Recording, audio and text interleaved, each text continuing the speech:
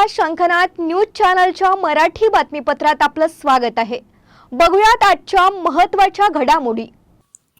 बुलढाणा जिल्ह्यातील शेगाव शहरालगत असलेल्या श्री संत गजानन महाराज मतिमंद विद्यालयातील एका 11 वर्षीय विद्यार्थ्याचा मृत्यू झाल्याची घटना आज सकाळी उघडकीस आली।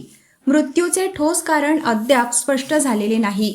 शेगाव येथील श्री गजानन महाराज निवासी मतिमंद विद्यालयात एकूण 100 विद्यार्थी निवासी पद्धतीने शिक्षण घेतात। यामध्ये सोमवारी रात्री विद्यार्थ्यांनी जेवण केल्यानंतर काही विद्यार्थ्यांच्या पोटात त्रास होण्यास सुरुवात झाली। यामध्ये प्रायमरीमध्ये शिकणाऱ्या ज्ञानेश आखरे या 11 वर्षीय विद्यार्थ्याच्या शौचामधून रक्त जाण्याचा प्रकार उघडकीस आल्याने व्यवस्थापनाने त्यांना शेगावच्या सईबाई मोठे उपजिल्हा रुग्णालयात दाखल केले।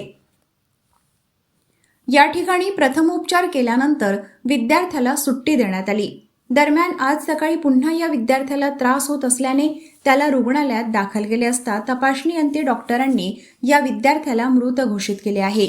दुसरीकडे पोटदुखीमुळे आणखी 4 विद्यार्थ्यांना रुग्णालयात दाखल करण्यात आले आहे। यापैकी दोघांची प्रकृती गंभीर असल्याने त्यांना अकोला येथे हलवण्यात आले। राजदीप रत्नदीप हिवाळे राहणार पांगरी तालुका बुलढाणा आणि अभिषेक वामन परिहार आंचरवाडी तालुका चिखली यांच्यावर शेगावच्या रुग्णालयात उपचार सुरू आहेत।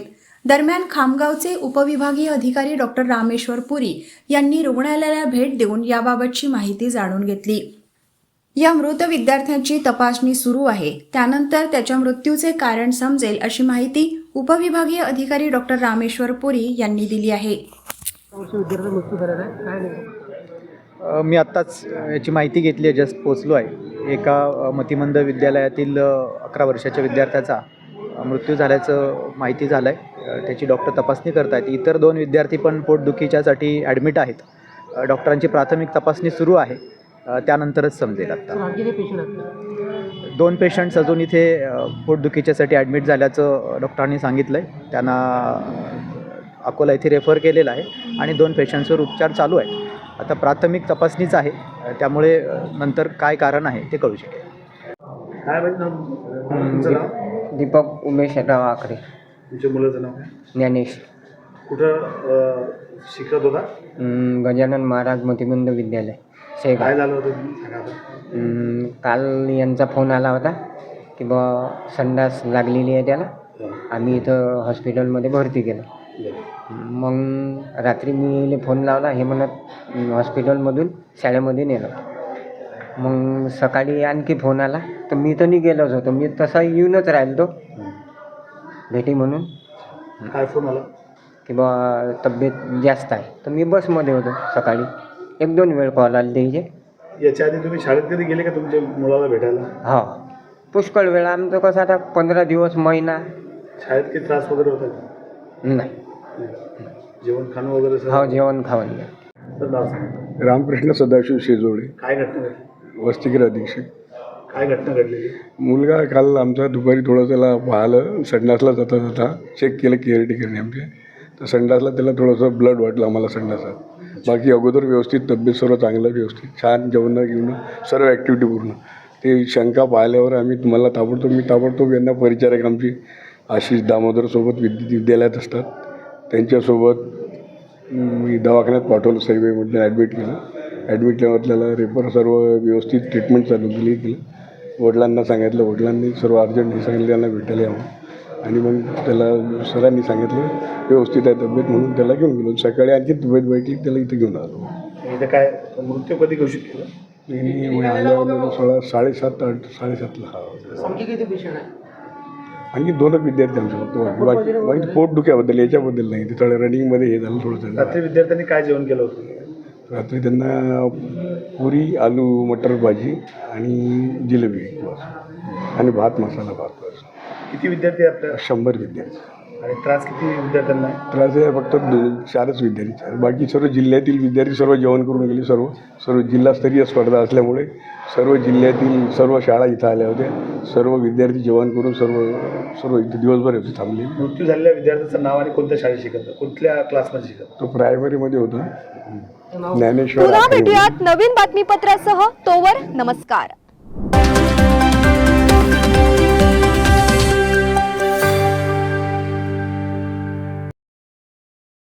क्या आप इंटीरियर के बारे में सोच रहे हैं पर डिज़ाइन फाइनल नहीं कर पा रहे? होम इंटीरियर या ऑफिस इंटीरियर, किसी भी डिज़ाइन आइडिया को रियलिटी में कैसे बदले, आज हम ये जानेंगे इंडस्ट्री एक्सपर्ट्स से।